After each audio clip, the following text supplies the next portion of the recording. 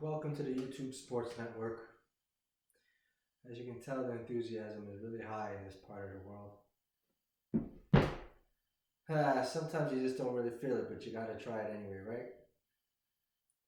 I've also attempted this video a few times. In full disclosure, I've attempted this video a few times, and I'm just gonna try to get through it. I like to try to get things done within the first couple, or at least one take, maybe two, but recently I've been trying a little too hard as far as being perfect, and really, guys and gals, don't try to be perfect. The more you do things, and even in an imperfect way, you start to get more comfortable doing it, and then naturally you might just get better at it, and then you won't worry about being perfect. You'll just have a tendency to get it right, or not have to nitpick it, right? All right, that's the lesson. So what I want to talk about Kayshon Boutte, and as I'm coming with this, seriousness, and then I say Kayshon Boutte, everyone's like, what? Boutte? Yes, it's been confirmed. His last name is pronounced Boutte. Now, he's the wide receiver for the Patriots. This is a guy that before the season I wrote a list, or I gave a list, I did a video about who I think are underrated receivers coming into the season, the 2025 season. So right before the season started, there's a video up about that underrated season receivers heading into 2025 season, something like that. And Kayshon, I thought his name was Kayshon Boutte. Sometimes it's called Boutte, and then I'm hearing Boutte. I'm just like the childish mind. Boutte, he started giggling. Anyway, very good player. I like this guy a lot. He's a very, very good player. I saw the stats from last season. I'm thinking he had about like 548 yards or something, but he led the Patriots with 13.7 yards per reception. So my theory was, or in theory, is that if this guy only got more looks, more targets, this guy's could be a 1,000-yard receiver.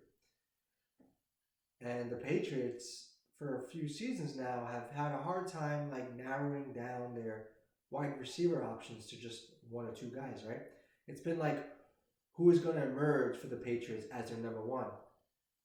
But as we know about the Patriots, it's usually a team that, besides having Randy Moss that those couple seasons, which I think about it, I was so blessed, I was so lucky to be at that game, man, when Randy Moss broke the touchdown reception, or he broke the record for the most touchdown receptions in a season, and Tom Brady at that time, set the record or broke the record for most touchdown passes in a season. I'm pretty sure those are the two stats or records that were broken, and it happened on the same play.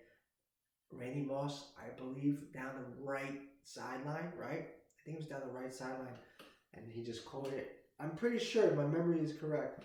He caught it overhead basket, and I was at that game in Giants Stadium, or was at MetLife Stadium. So that was a pretty magical moment there.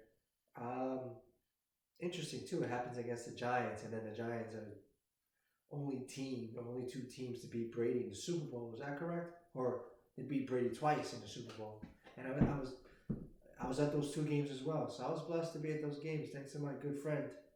I'll mention names later, I guess. Good friend and his family as well. Good people. So let's get back to the business. Oh, so yes, the last time the Patriots had a true, no doubt number one was Randy Moss, right? Or am I missing somebody? So they've always been like a committee by committee approach, and it was like that more so much so. Bill Belichick's last season, a couple years ago, 2023, they had a lot of receivers they use, and Kayshon Boutte. I'm going to be saying that a lot in this video. I guess I just call him what he is. And Boutte, he was 10th on that team in receiving yards. I think he only played in 5 games, but he was 10th on the list. That year they had about 10 different players with 130 plus receiving yards, with at least 100 yards receiving. Some people, it might not seem like much, but it just means they spread the ball around. A lot of guys got the ball. Although you can have 100 receiving yards in one game, but what I'm saying is if you look at the stats and you break down, it's like a lot of people were in on the action. No one really stood out more than the others except the first couple. We'll get to that. Anyway, let's get to the meat and potatoes here. Kayshon Boutte was a 6th-round draft pick by the Patriots a couple years ago. He was the 22nd receiver taken in the 2023 draft. There were 33 receivers taken in total. Now him coming out of college, as a recruit, going from high school into college, he was actually the number 1 wide receiver or the number 1 player in the state of Louisiana. He was the number 2 wide receiver. He was a 5-star recruit, first of all, and he was a number 2 overall wide receiver in the country, going from high school to college. And he went to LSU, Louisiana State University. He's also from the state of Louisiana. So, and if you look at the roster of LSU over the years, they actually I didn't notice. Maybe this happens a lot, but I looked at some other teams. But most of their players who go to LSU are from the state of Louisiana. So that goes to show you they got a lot of ballers. They can really ball down there in Louisiana, which is an interesting state to go to. I've had a couple of experiences down there. Let's just say that one will be talked about one day in the future, maybe on a different platform. But he's from Liberia or something, Louisiana. There's a bunch of places these guys are from. I think Brian Thomas Jr. is from Walker. I remember seeing all these names. But point is that he was a 5-star recruit. He went to LSU, and he happened to go to LSU a year after the LSU Tigers won the national championship. Now, this was the year 2019 was the season where LSU went 15-0. They basically reached their peak of all the talent that they had at that moment. They reached their peak. They won the national championship. And in fact, in that game, I wrote a paper about this during that time, right before the game, saying that national championship was actually featured 2 quarterbacks who were prospective or were going to projected first overall picks. I don't think there's ever been a national championship from till now and before that featured 2 number 1 overall draft picks going at it in a national championship, at the quarterback position. So Joe Burrow, 2019 LSU Tigers quarterback, and Trevor Lawrence was from Clemson. And Joe Burrow was drafted 2020. The next year, 2021, was Trevor Lawrence. Both number 1 overall picks. I don't think that's ever happened before. No one really has talked about that. It caught my eye at that time, and I was like, that's crazy. Like, why are we not talking about this? So I'm happy that I got that one done. It was pretty cool. I felt pretty good about that. I'm pretty sure it hasn't happened. But think about that team, 2019, just to cover that real quick. That 2019 LSU team featured Joe Burrow at quarterback, Clyde Edwards-Helaire at running back, Jamar Chase at one wide receiver, and Justin Jefferson at the other. And their third receiver was Terrace Marshall Jr., for anyone who doesn't know. He was a 2nd-round pick a couple years after the season. So it's just amazing to think that they had absolute first-round talent, NFL talent, first-round NFL talent running their offense. No wonder why they scored 48 points a game. They went 15-0, and they won the national championship. Just to give a little bit of stats, because I can't help, I got to give it to you. Joe Burrow led the nation in passing attempts, completions, and he had 76.3 completion percentage. Can you imagine that? 5,671 yards, led the nation. Think about it. College, 5,671 yards in one season. Well, that's 378 yards a game. He had a 202 QB rating, which is probably the highest you can get in college. And he had ready for this? 60 touchdown passes compared to 6 interceptions. Now, if that wasn't the greatest single season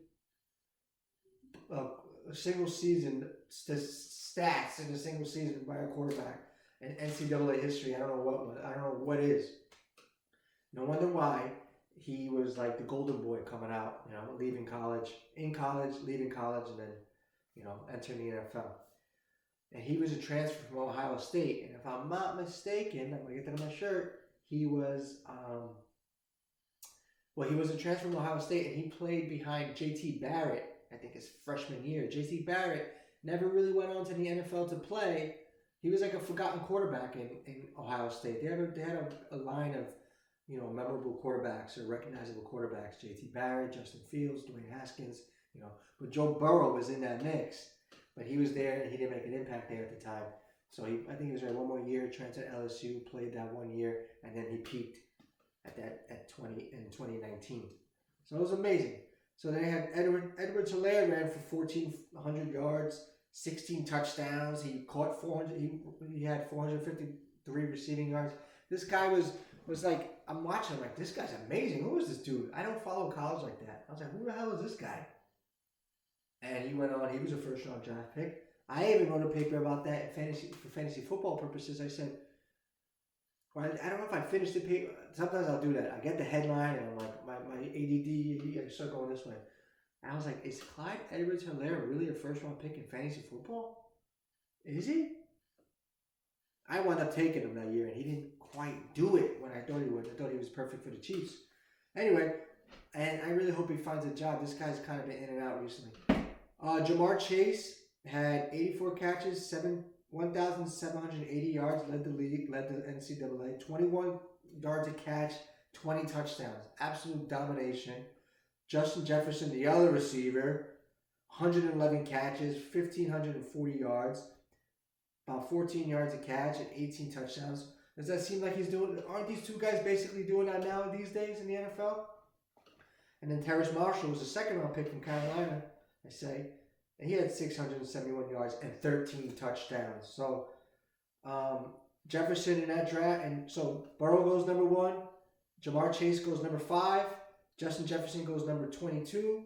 And Helaire goes number 32. Those were all first-round draft picks after that season going into college. They had 4 first-round draft picks on offense. It was amazing. They were just dominant. So who comes in after that? This is all leading to Kayshon Boutte, right? Amazing high school prospect.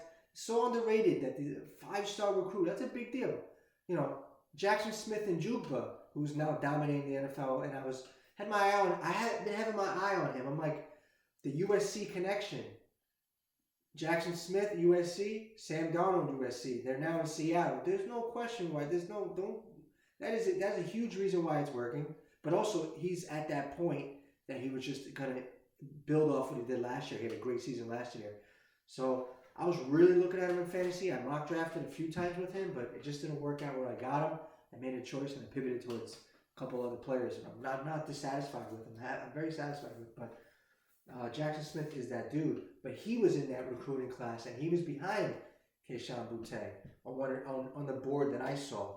Maybe later in the rankings or earlier rankings, but let's just say Boutte was ahead of Jackson Smith. Goes to show you. Look how you all know about Jackson Smith, but Boutte is still hanging out there. Like, you didn't realize how good this kid was coming out from high school to college.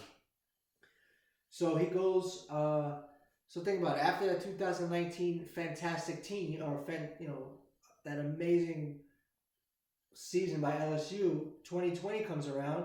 And who comes in as a true freshman? Kayshon Boutte. And by the way, I was saying about the LSU sticking the kids, players from Louisiana, the state of Louisiana, attending LSU. Justin Jefferson and Jamar Chase are each from the state of Louisiana. And I'm pretty sure Helaire was too, or is too. So it's pretty interesting. They keep their guys. And it goes to show you how amazing the talent is down in Louisiana, that Jefferson and Chase are both from the state and went to LSU, dominated, and moved on to the NFL. So if you want to find some great talent, go down there. So 2020, here comes, after all the dust is settled, and now it's time to rebuild, or at least start up again the next year. Ed Ogeron is the coach, by the way. He was huge in the media and got a lot of attention just by how he carried himself. Big burly dude, frog like a toad's in his voice box. got that real. You got your New Jersey people that have an accent. You got your Boston people that have an accent. Then you got your Louisiana people. It's like those three are there's no denying. It's undeniable, and very recognizable. And you can tell that we are from the areas that we're from, based how we speak. So that season, after going 15-0, they went 5-5. And Boutte is a true freshman and playing well. He actually led the team in receiving yards. He had 735 yards, 16.3 yards a catch, 5 touchdowns. The second leading receiver was Terrace Marshall. And I think that was his draft year. He actually got drafted second round after that by Carolina. Now, that was kind of like they used 3 quarterbacks that season as well. So I'm just building a picture here that Boutte was a guy who was kind of, in a way, maybe forgotten about. And it kind of leads to why he was drafted in the 6th round by the Patriots. Because in 2020, now they stick to basically one quarterback, Max Johnson. But guess who comes on LSU as freshmen that year? Malik Neighbors and Brian Thomas Jr., who are now, or last year, had amazing rookie seasons. Each had 1,000 yards.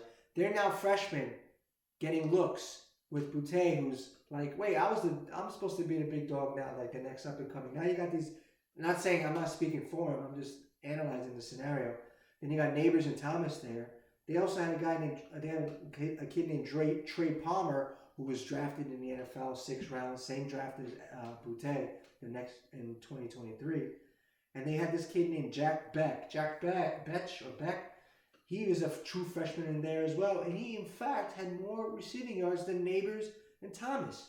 So there was a very crowded receiver room there, essentially, at that time. So Boutte couldn't, even though he was, I think, if I'm not mistaken, he was second in the team in receiving yards. He had 508. He only played in 6 games. I'm not sure if that was COVID related, but it was 6 games, 508 yards, 9 touchdowns, and LSU went 6-7.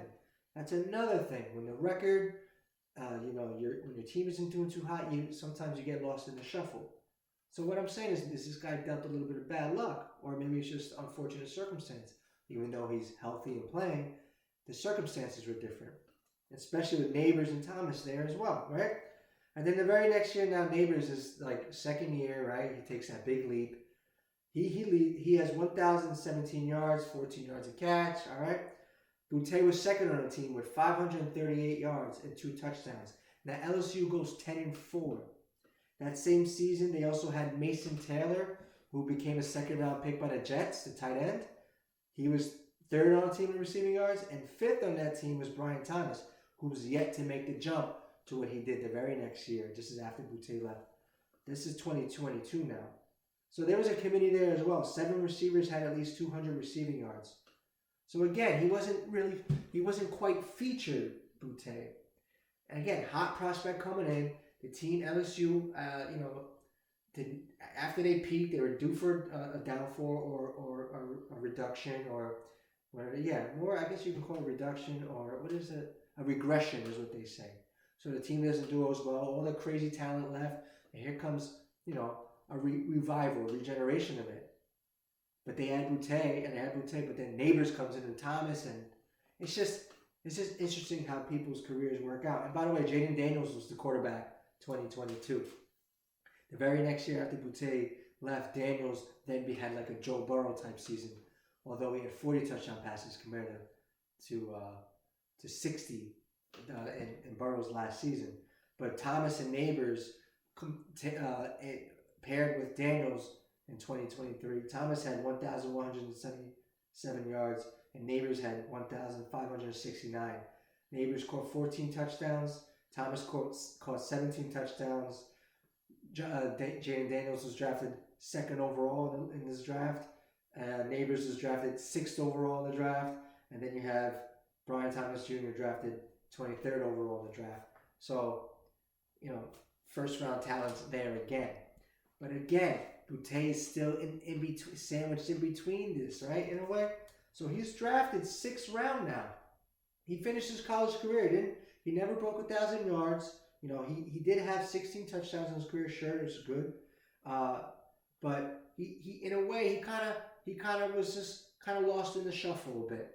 So then he goes to the Patriots 6th round, and and then and his first year with them, it's not quite the year he probably envisioned. And the Patriots, who were kind of in a transition as well, right? With Bill Belichick's last season, they wound up going 4-13, and they're 31st in points per game.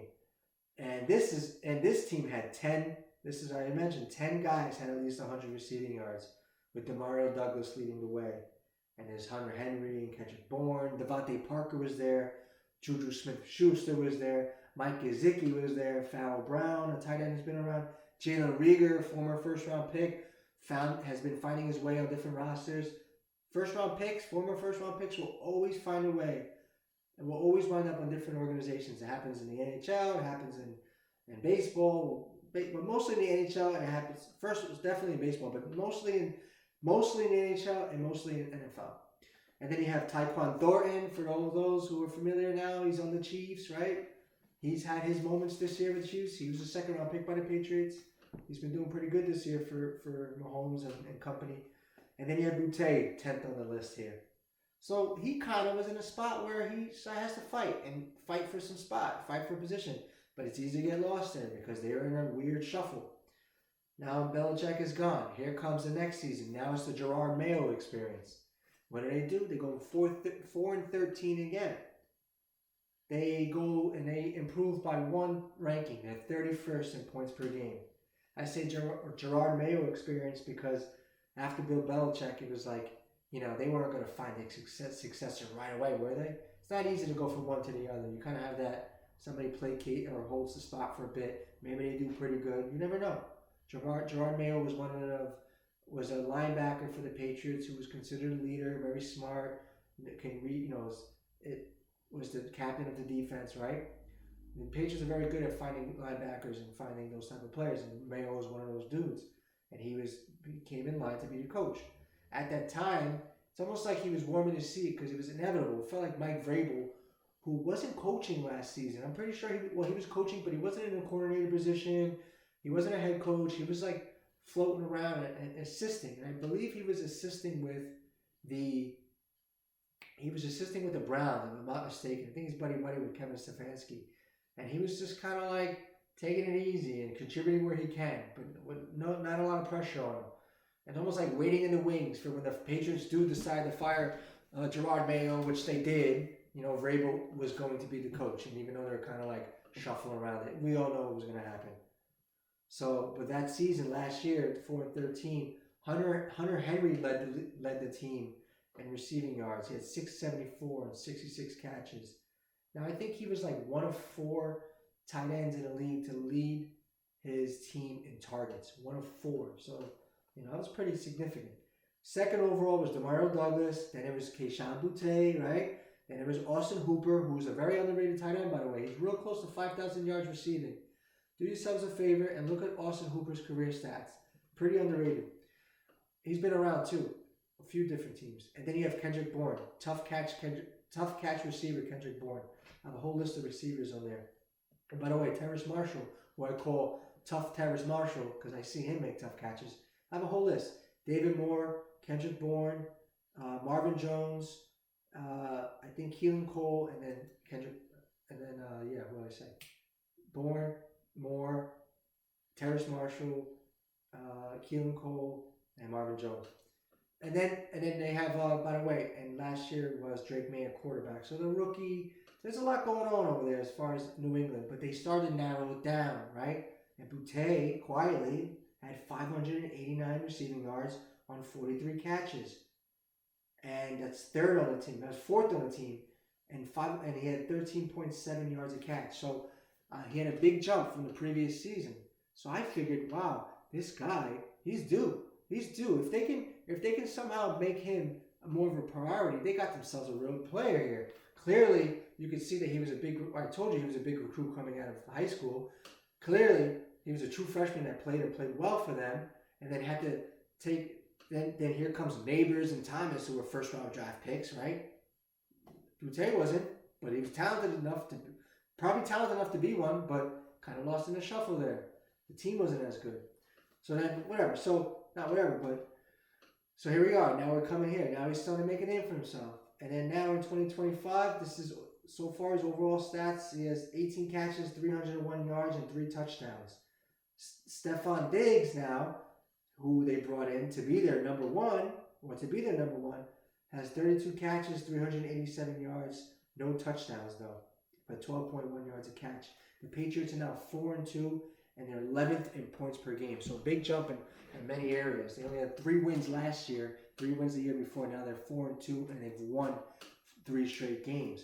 Now I'm saying this because this is the main topic of the discussion. I gave you all that information. So what I'm asking is Kayshon Boutte, the last game that he just performed in, was it just a homecoming? Was his stats just a product of him a homecoming? Or is it actually a sign of better things to come? And I'm going to be wrapping it up here. And I say homecoming is because he had 5 catches, 93 yards, and 2 touchdowns. The Patriots just beat New Orleans, the Saints in New Orleans. Where is Boutte from? The state of Louisiana. That was his best game since week 1. Week 1, he had 6 catches, 103 yards, and 8 targets. I was happy that happened because I made that video before the year, like I was saying, about the underrated receivers. And I was saying, Boutte is one of those guys. And then when he comes out swinging and firing right off the bat, I was like, thank you. You made me look like a genius, Boutte, right? Okay, they lost that game. It doesn't matter. What I'm saying is he did well. The next game, he gets 1 target for 16 yards. 1 catch, 1 target, 1 catch, 16 yards, and a touchdown. They scored 33 points, that the Patriots do, and they beat Miami, 33-27. All right, so what was up with that? Next game, 3 targets, 2 catches, 28 yards. They lose to the Steelers, 21-14 in Foxborough. Next game, he gets 3 targets, 1 catch, 18 yards. They score 42 points. They beat up on Carolina, but he only gets 1 catch. The next game now, this is game 5. 3 targets, 3 catches, 43 yards against Buffalo. I remember when the Patriots usually handled Buffalo in the past, and usually seems to beat Buffalo in Buffalo. I remember not too long ago, they went in there and all they did was run. I forget who the quarterback was. I can't remember. It might have been Mac Jones, but all they did was run the ball. I think he had like 5 passing attempts, and Damian Harris just went off. I'm pretty sure it was Damian Harris that just went off, and the Patriots won. They know how to handle Buffalo. So anyway, they go into Buffalo, and they beat them 23-20, which I bet you people forget.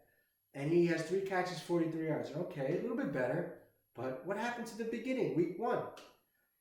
And then here is last game in New Orleans, homecoming, 5 catches, 93 yards, 5 targets. That's on 5 targets, and 2 touchdowns, and they win. So 3 in a row, and the Patriots have won. They're 4-2. So it makes me wonder, was this a turnaround, or is this a sign of things to come, or was it just a homecoming? I've noticed that, just like redemption is real, players that are going against their former teams believe that is real. That's a good betting opportunity. They're usually going to do something well. They're probably going to score, or they're going to perform well. Barkley's done it against the Giants, even though he does it against a lot of teams. He did it against the Giants. So many players have done it. Jameis Winston, even though he didn't win the game, had a great game against the Saints. Against the Saints when he was a member of the Browns last season, and the Saints had him. So he really played well, but they didn't win that game. But that's not quite redemption, but that was a personal redemption.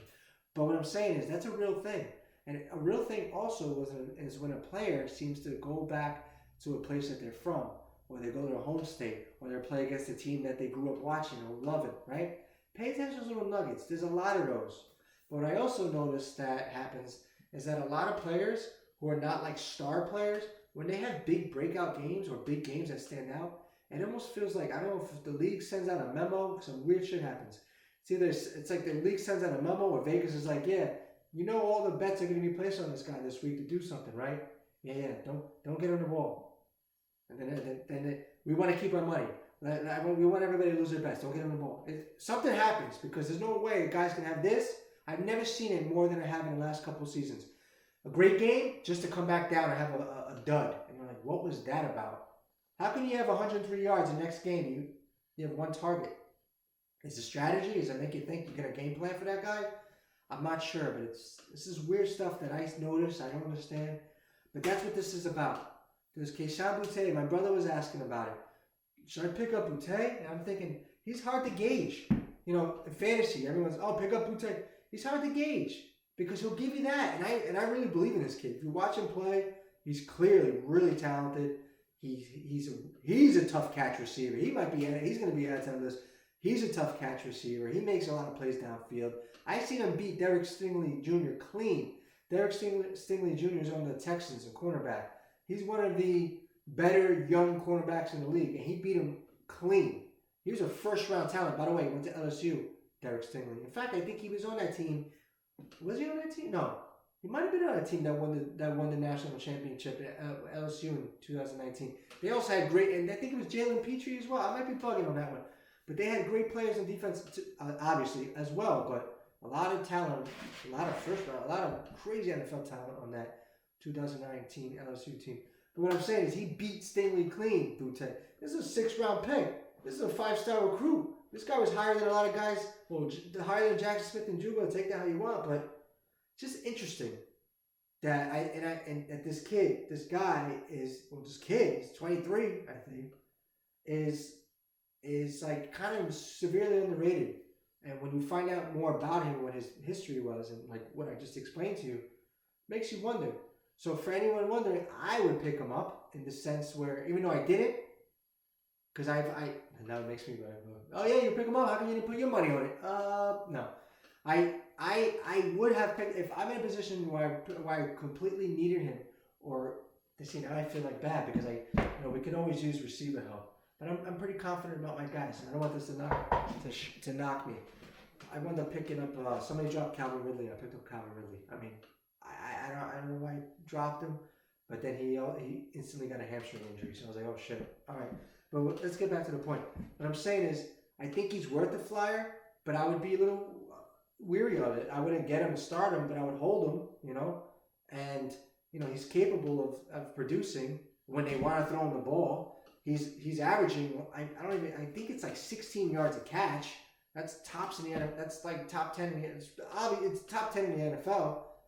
I'm pretty sure that if with qualification, he qualifies for. I even have the stats here, right? 16.7 yards a catch. I just said it before. That qualifies, I believe, top 10 in the NFL. So this guy is just kind of still floating under the radar. And if they got him the ball more, then what are his stats going to look like? I mean, the Patriots, have scored 42 points and scored 33 points, and he had a combined 2 catches with 34 yards in those games. So it's tough to gauge. But all I'm saying is this a homecoming? Was that just a product of a homecoming? Or is this a sign of good things to come from Kayshon Boutte? Kayshon Boutte. That's my video.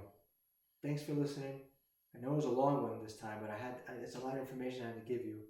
And honestly, it's interesting. The story of LSU, the players that were there, the players that graduated from there, all the names I gave you, the top tier talent. And you got a guy like Boutte right there, man.